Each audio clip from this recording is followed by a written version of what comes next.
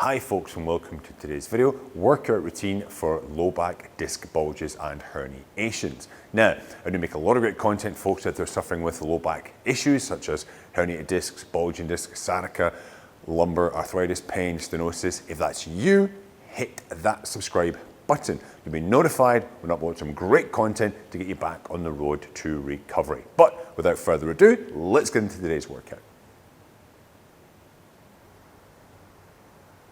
Okay folks, so today I want to go over a simple little routine that you can do if you've been diagnosed with lumbar, bulging discs, herniated discs, and it's going to help you get back on the road to recovery. Sometimes, I know speaking to a lot of people, there can be a delay of 2 weeks, a month, maybe sometimes 6 weeks even, before you can start rehabilitation.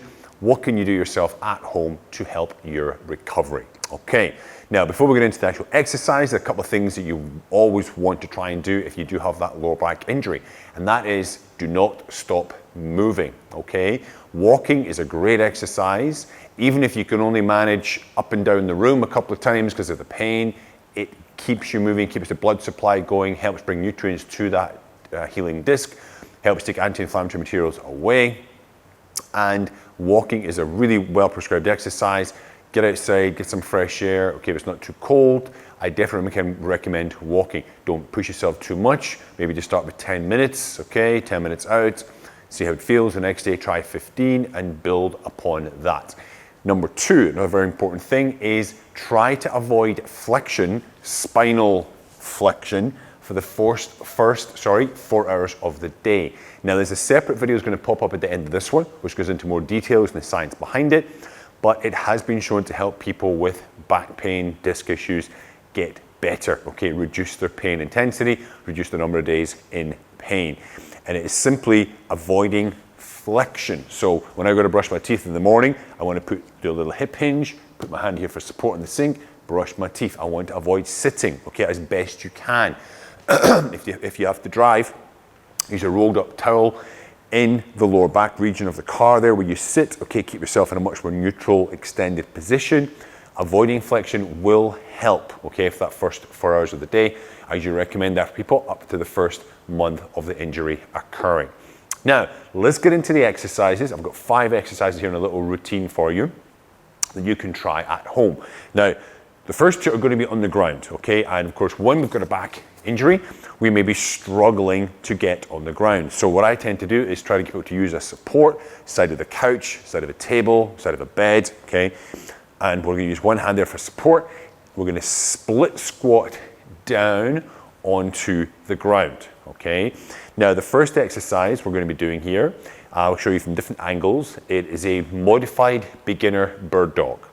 Now, I'm only gonna get you to, you may have heard that exercise, the name. You're only going to be using the hands in this position. So I just carefully here walk my hands out. So I'm going to start in this position. Now I'm going to show you different angles. So here my spine is nice and neutral. I'm not flexed. I'm not overextended. I'm in neutral.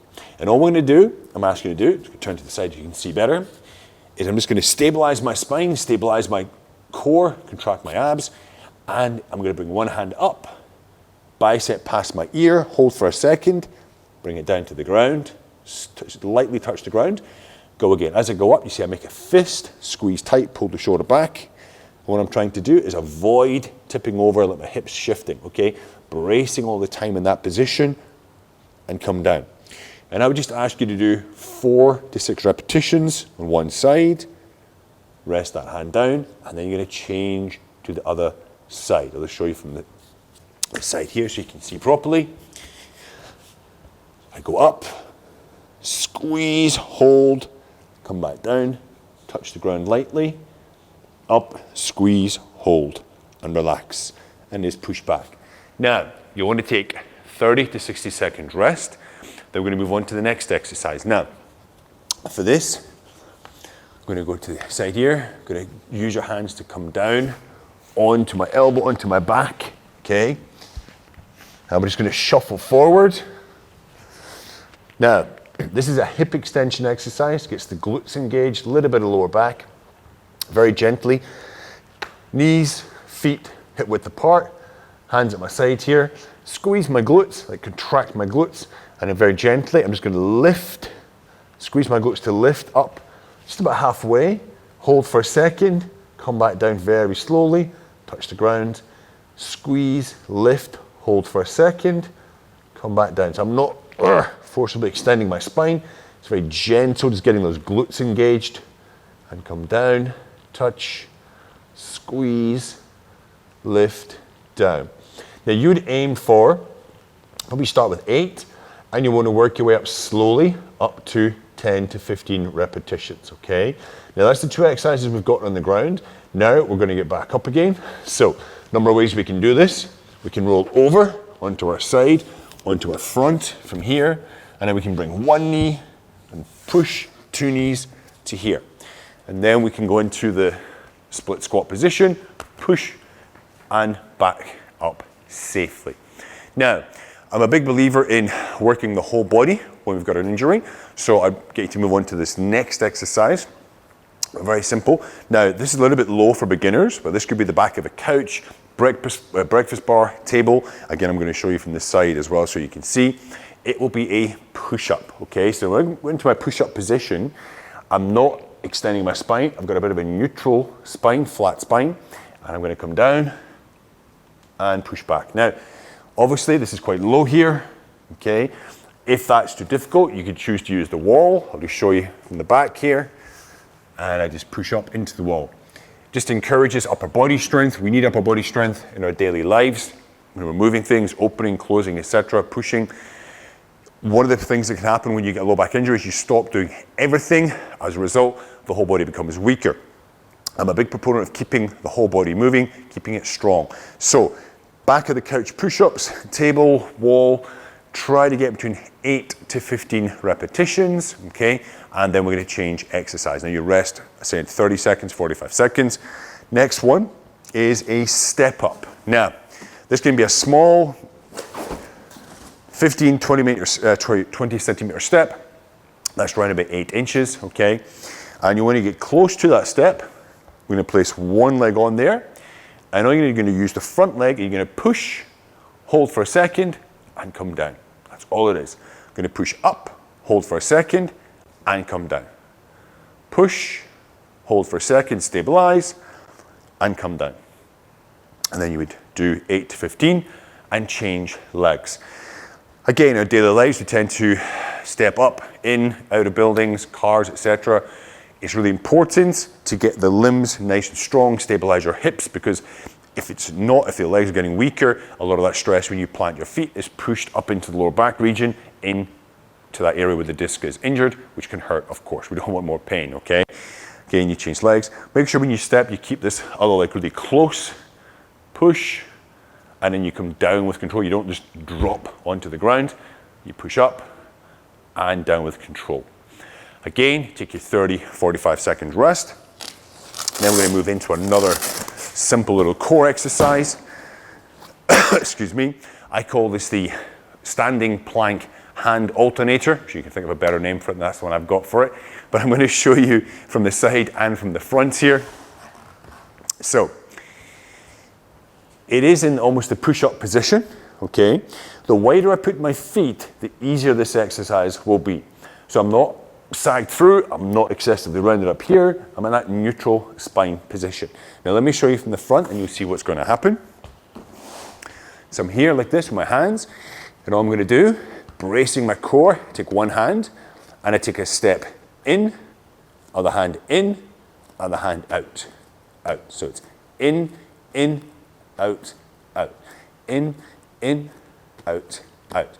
And what I'm doing, I'll show you from this side, as I take one hand off, I'll use this one, my body wants to drop, and I have to basically contract my core to stop myself from dropping and rotating around, okay? So I go in, out, out. To show you from a slightly different angle, you can see here, so it's coming in, out, out, and I'm stopping myself from dropping. Really good, effective little core exercise using dynamic movements, all right?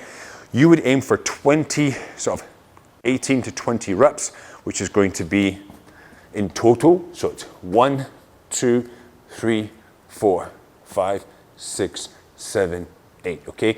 Work up to 18 to 20, so keep the both sides equal. Take 30, 45 seconds rest, then you're gonna repeat the circuit one more time. So you got the arms only bird dog, hip extensions, you come back up, okay, into the push-ups, etc. Do 2 circuits of that. Then you want to finish off with some stretching. There's a video that's going to pop up at the end of this one, another video, which is going to be a nice little simple stretching routine that you can do. And then I would also recommend 2 decompression stretches for the lower back region. They're a form of elbow stretch. They're in the link down below. And I would do those in the evening before bed, at least 5 days out of 7, okay? Now, a couple of other pointers. That little exercise routine, try to do it earliest after lunch, okay? Because you've waited that sort of 4 hours, we're avoiding flexion. It gives a chance for the disc to get a little bit smaller, because when you first wake up in the morning, that's when it's at its largest. It's most likely for injury at that time. By waiting till later in the day before you do your exercises, your body's more primed for it. So, earliest time I would do it would be after lunch. Again, you can do it any time from then onwards, maybe middle of the afternoon, perhaps when you go home from work.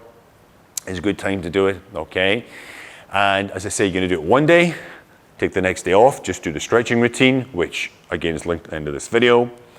Next day, do your exercises again, next day stretching routine. So you'll end up doing the stretches 3-4 times a week, the exercise routine 3 times a week. And the decompression work, which again, as said before, is linked down below in the description. Those 2 stretches you do before bed at least 5 nights out of 7, okay?